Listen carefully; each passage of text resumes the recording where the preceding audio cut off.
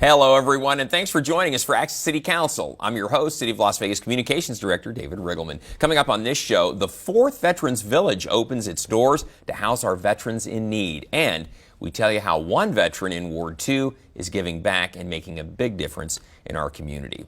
The councilwoman who represents Ward 2 is Victoria Seaman. She joins me now. Welcome back to the show. Thank you so much. You're an old veteran now. Yes, I am. My second show. I'm a veteran now. Show. So thank you so much for having me. I just love coming on and talking to folks about the ward and what's happening. I know that is the case because you have hit the ground running. You have not slowed down an iota since being sworn in July, and you're just keeping this very busy pace. We're going to talk a lot about what you're up to in this show today. I want to tell everybody, maybe you're not exactly sure where Ward 2 is located. We're going to solve the mystery if you're not sure. It's basically the area of town west of the Rainbow Curve, that orange area, appropriately enough, with the 2 on it. If you live in that area or work in that area, then you are in the city limits of the city of Las Vegas, and you're represented now by Victoria Seaman. That area west of the 215 is really growing again. Oh, it's growing tremendously. Yeah. I'm very excited about it. During the recession years, things slowed down across the valley out there too, but boy, it really turned around now. So a lot going on in Ward 2. Exactly. And case in point, we love this. You're a big supporter of veterans. We're going to talk a lot about that on today's program. But you posted this on Facebook. You said, very proud that the City of Las Vegas is a partner on these wonderful projects. We're talking about Veterans Village to benefit our magnificent veterans and their families. And you're posing there with Arnold Stock, who is the driving force behind all of our Veterans Villages. Councilwoman, these are so important. It's a place to provide housing that we provide for our veterans in need, right? Right, and we do need that low-income housing, and we do need a place where when people are in times of need, they have a place to go. So this is a really exciting time to be in the City Council because we are partnering with so many people to help our homeless community and provide this low-income housing. So it was exciting to be there, and I'm excited about the work to come. And might I say, when you said earlier, we're doing so much in the ward, I have a great team. You need a great team here at City Council and my staff, and we're able to do so much. Brian, David, we met them on your last program, right. You know, and so just doing a great job of keeping everything straight. And you have Bree now too, right. Who's also joined your team. So very good, and it's like I say, you can't get anything done without having a great team. And there you are with Arnold Stock. He's really a former city employee. I don't know if you know, he used to work here at the city. He had a passion for helping veterans, and he has carried that into his work here today. These facilities really are the difference oftentimes for veterans who are kind of right on the edge of homelessness. This is the difference between being homeless and having a place to live, and, right. and he provides it. I'm really glad we're partnering up with him. Yeah, I really stuff am. All the way around. And then, Councilwoman, you are new to the City Council, but you got to pick your first Citizen of the Month.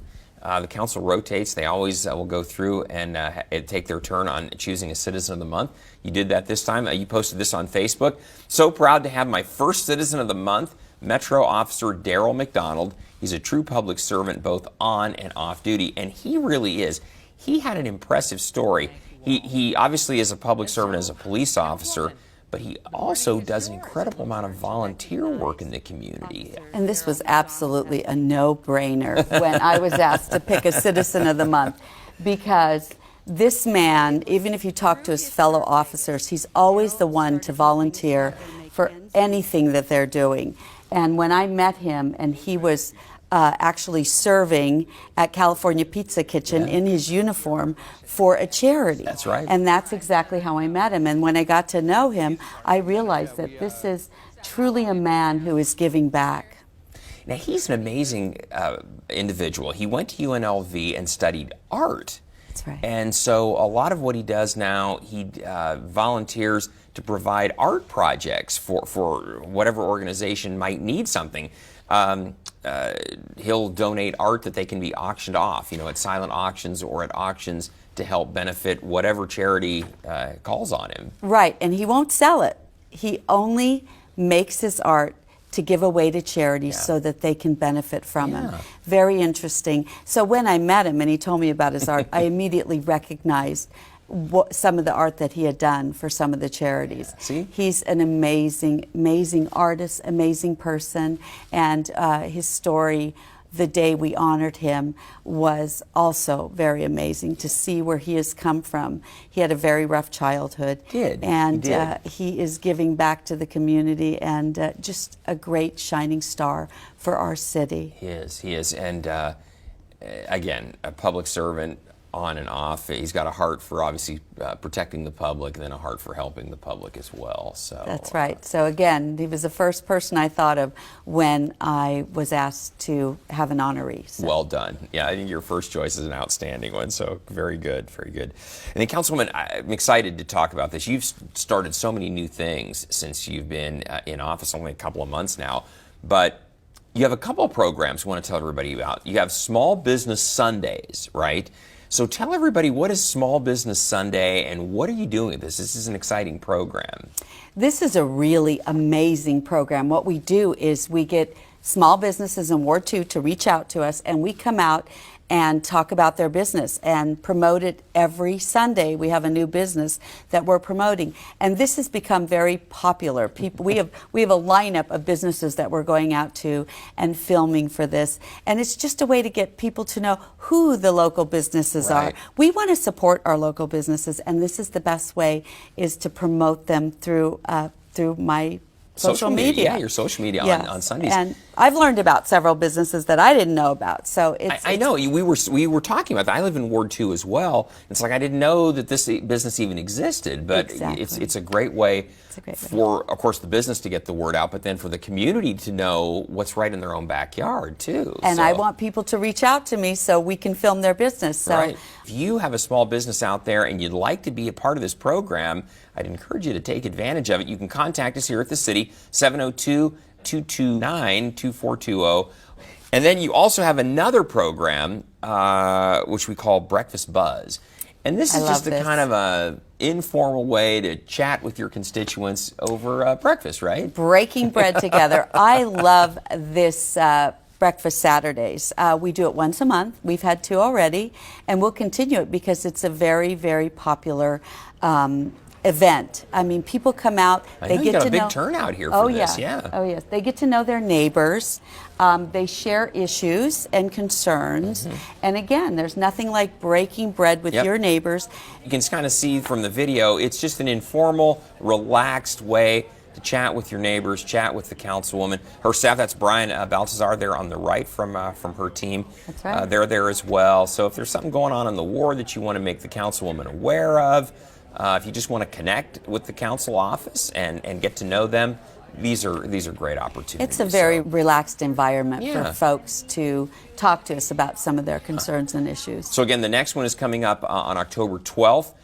These are the details on Breakfast Buzz out in Ward 2. It'll be Saturday, October 12th from 9 to 10 at Makers and Finders, and that's on Festival Plaza Drive. So come on out and it's fun. Looked like the food at the last one was pretty darn good. The food's been delicious. So, and then Councilwoman, it's almost that time of year. It's coming up. Trunk or Treat. This is a Ward 2 tradition. It's gone back many, many years.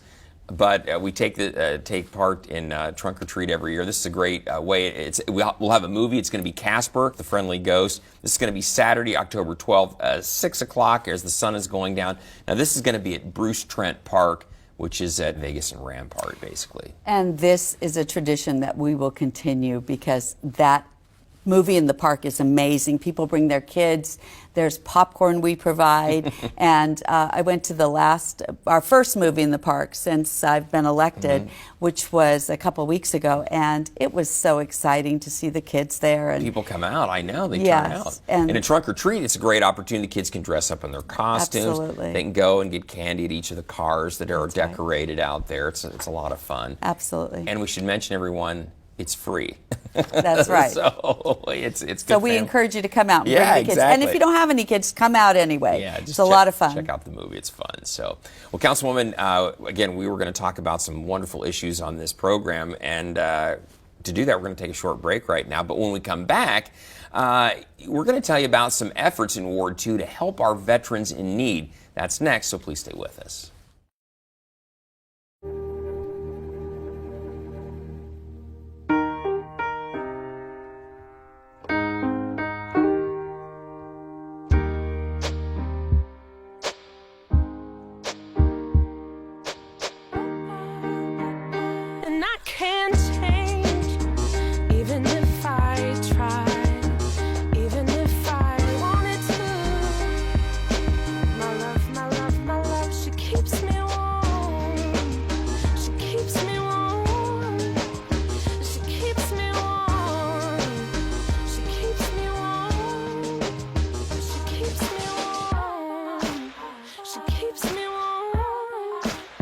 We are neighbors and best friends. I love my sister.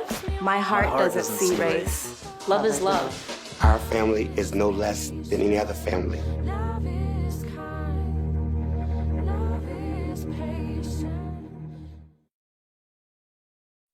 Here in parking enforcement, we often hear, but I didn't know it was a violation.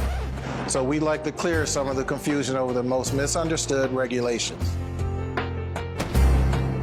Vacant lots, public right-of-ways, parking lots, and city garages are not free and open sales lots for you to unload your vehicle. Furthermore, if you're selling your car or truck to a private party, a bill of sale is required for proof of exchange. If you do try to sell in one of these areas, you're subject to a ticket and a fine. So now you know. For more information, call 702-229-4700. Welcome back, everyone. Former U.S. Army combat veteran Byron Brooks has been very active in our community assisting our veterans, and now he's dedicating his time to Ward 2. Byron joins us today. Byron, thank you so much for being on the show. It's an honor to have you here. Councilwoman is glad to have you and to partner with you because he's going to help you understand really what's going on in the veterans community, right? Absolutely, and help to facilitate when we need someone to help us with our veterans. Exactly. So I've asked him to be my Veterans Volunteer Coordinator. Yeah, and help us stay plugged in on what's going on in the veterans community. This is a passion of yours, I take it. It is, and thank you very much for having us here today. Of course. Yeah, it's a big passion of mine, primarily because I understand how difficult it can be from a transitioning standpoint once military personnel leave the military and enter into the civilian lifestyle and sector. The different changes that can occur that are both positive and sometimes negative in terms of veterans. And you transitioned yourself from being a combat veteran back into private life, right? I have. I've been fortunate enough to do that twice because I did it once with Big Army, and then I did it again after resigning a position I had in working with the government overseas. What are the big issues? What are you telling Councilwoman Seaman? What are the big issues that you see facing our veterans in Ward 2, but across our city? That's a great question. So primarily, there's some very broad, issues and concerns that veterans have. Specifically for Ward 2, we're still on a fact-finding mission to support very specific veterans in Ward 2 for what their needs are. Gotcha. And we certainly had one event as a call out to bring veterans of Ward 2 together and introduce ourselves as supporters and That's what I'm saying. You haven't slowed down at all since you've started. It's things like that where she has just really taken the bull by the horns absolutely. and run. And that's why I'm happy to be associated with the things that she wants to do because they're legitimate and we're going to have real resources for veterans in Ward 2. This is a passion for you as well. I know making sure that we take care of our veterans. Tell us about that. Well, my grandfather was in the National Guard, my father was in the Navy, and my husband is a Marine. Once a Marine, always a Marine. Yes, we've heard but that. he did a couple tours after he retired from the federal government as an agent. He was in Afghanistan and in Iraq. So I just have a passion for veterans because they selflessly go out to protect our liberties. And I will always have a passion for our veterans. Yeah, for sure. And those who serve.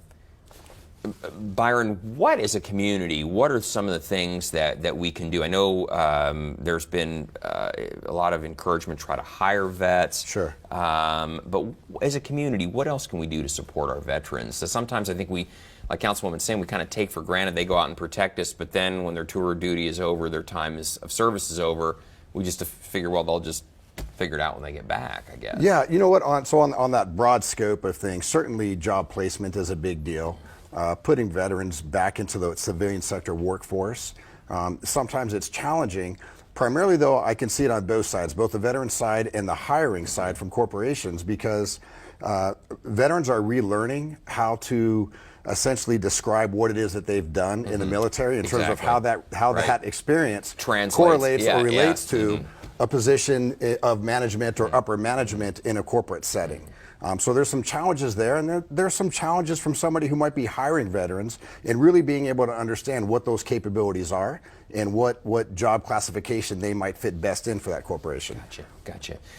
Councilwoman Byron, what do you hope, what are some of the things that you really hope to achieve for veterans here over the next, the time you're in office? What are some of the things you guys think it would be just awesome to be able to accomplish? Really let veterans know that we're here to help them, and they can come to us and we will help them find resources.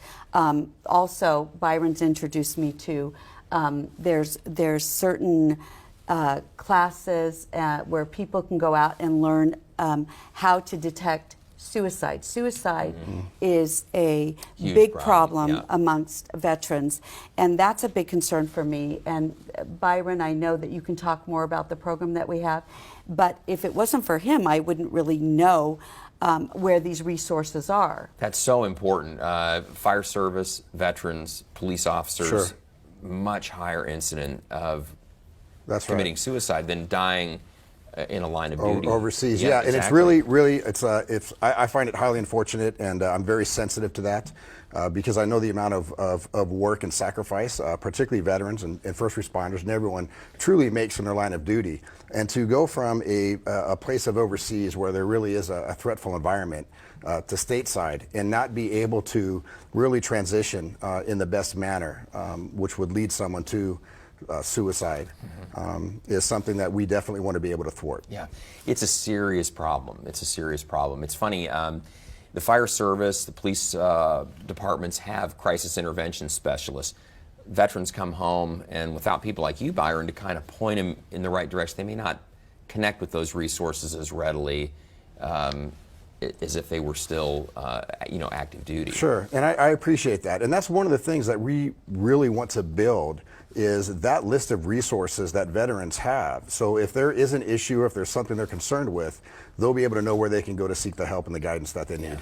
Well, you're doing great work all the way around. So, Councilwoman, I'll give you a final word before I have to say goodbye to Byron, but this is exciting. And, I think this is just going to be so valuable. What we're talking about, veterans suffer from PTSD often when they come home from stressful situations, just like our police officers, just like our firefighters do. So having those resources available and having someone connecting them with the resources is just a valuable tool.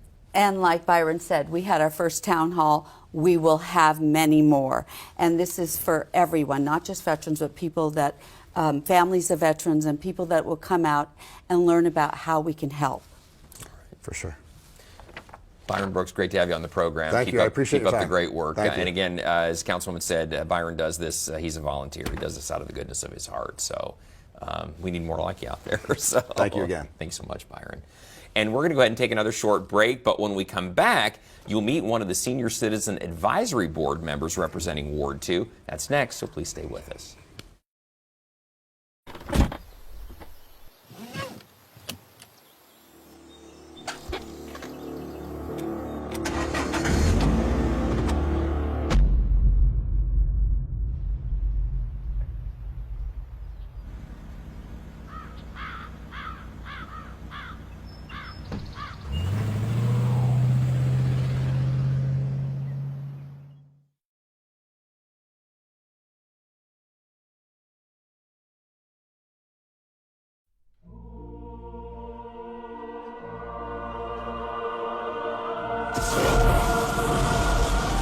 Ever dream of being in the movies?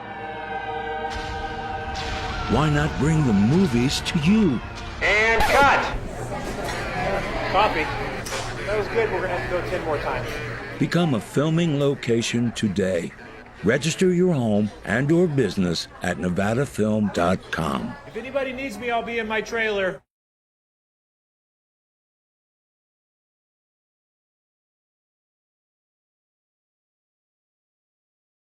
Welcome back, everyone. The city has an advisory board set to help assist seniors with anything they might need in the community. One of the board members is with us today. It's Vito Galati. He was appointed by Councilwoman Seaman, actually reappointed by Councilwoman Seaman, and he represents Ward 2 on the board. Mr. Galati, it's a pleasure to have you here. Your role on the Senior Citizen Advisory Board is very, very important to the city. You're advising the council on issues related to the senior community, and I know you did your research and it's like, you know what, we're going to keep this young man on the board. He's doing a great job. Yeah. I did. When it came time to reappoint him, I said, well, I want to meet him. I want to have him in my office. And he came in and he was so passionate about helping seniors. We're reappointing him. I mean, he's an amazing man. Really wants to go out there and help. Exactly. Mr. Galati, welcome to the program. It's good to have you here. Victoria.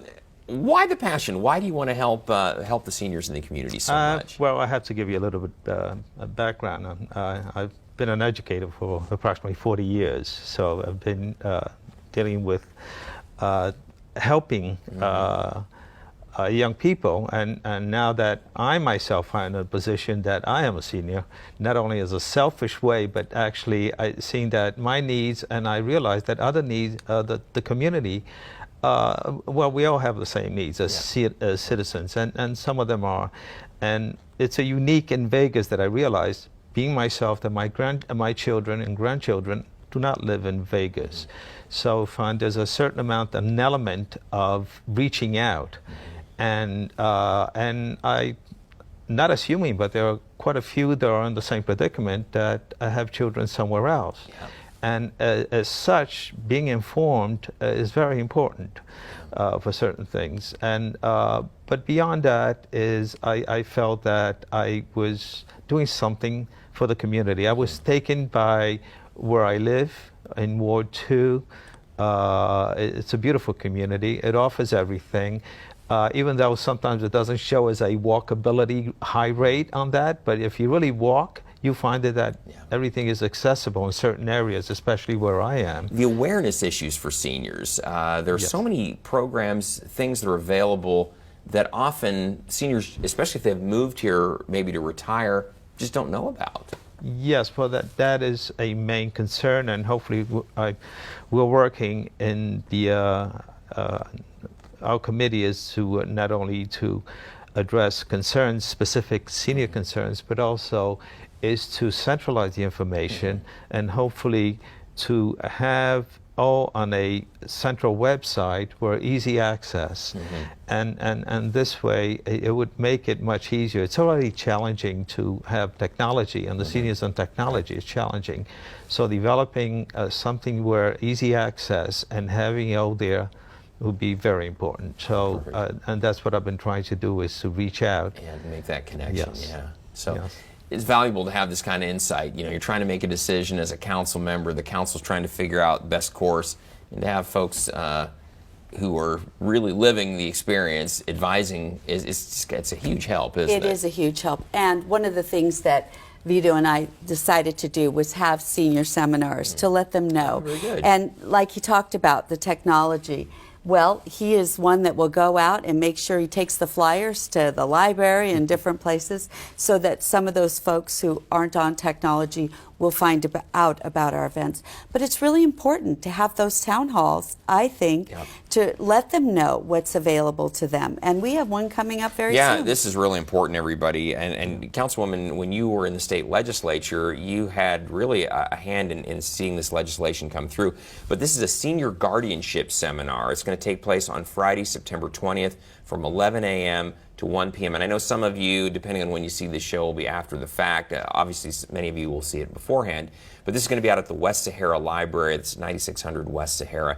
Great information on, explain what the whole guardianship program is about and why this came to pass, the legislation. Well, Vegas Voice Ronna Goodman and Dan Roberts were really the ones who spearheaded the problems we had with guardianship laws in the state of Nevada. And if you had children, like he said, that lived out of state prior to the legislation we did in 2015, and something happened to your parent or parents, the children out of state could not be appointed guardian. They would be appointed private guardians, which would control your health decisions, your monetary decisions.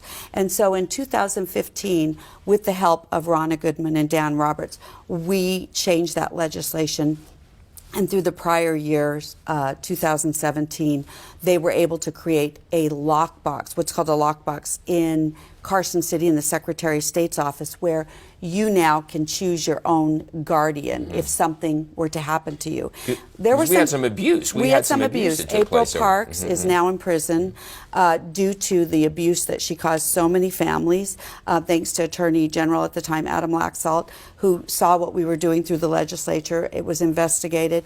But I got to tell you, this was great legislation that passed, because not only can your children from out of state be your guardian, but you can actually choose who you want. So that's why this is so important, because we will explain to people how they can do it, have the forms there where they can choose their guardian.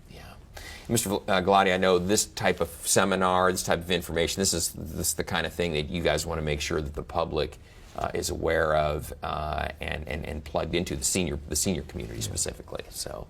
Well, yes, I urge, hopefully we will get a large turnout. I've seen it prior to the presentation that we're going to have it. It's very informative and worthy of really sending the message out to our seniors. I want to ask you, what advice would you have for seniors out there that might be watching this program? What would advice be for you? But I would advise them to reach out as much as possible to stay abreast of senior concerns and news and what the city of Las Vegas has to offer. And I will do the best I can to get the information out to Ward 2. I'm in constant touch, and whenever I have a question, Victoria is always there to answer. So I would advise to be receptive and be on the lookout for this kind of information. Well, good. We'll make sure, we'll do our part in my office to make sure that we help get it out too. Thank you. Councilwoman, great job. Mr. Galati, Vito Galati, thank you so much for being on the show. Best of luck with the work that you're doing. Thank you for, again, another volunteer for the city. They get absolutely no pay for doing this, and it's work. It's not an easy job to be doing this, so we thank you for your service to the city. Thank you very much. And Councilwoman, want to tell everybody out there, hey, we always want to hear from you. So if you have something you'd like to share with Councilwoman Victoria Seaman, you can always find her on Facebook and Twitter. She's also on Instagram, in fact. You can also contact her by picking up the phone. Her number is 702-229-2420, or send her an email. Her address is vseaman@lasvegasnevada.gov. And she or one of her great staff will get back. You always do. Absolutely. So, well, good stuff. Well, Councilwoman, we'll see you back here in another 6 weeks with another update from Ward 2. In the meantime, we want to tell everybody out there, thank you so much for joining us for this edition of Access City Council. Don't miss our next show beginning on September 26th with Ward 5 City Councilman Cedric Creer. You can now catch all of our KCLV shows on Apple TV, Roku, and Amazon Fire. And don't forget, you can watch us live on the internet at kclv.tv. Thanks for watching, everyone. We'll see you next time around.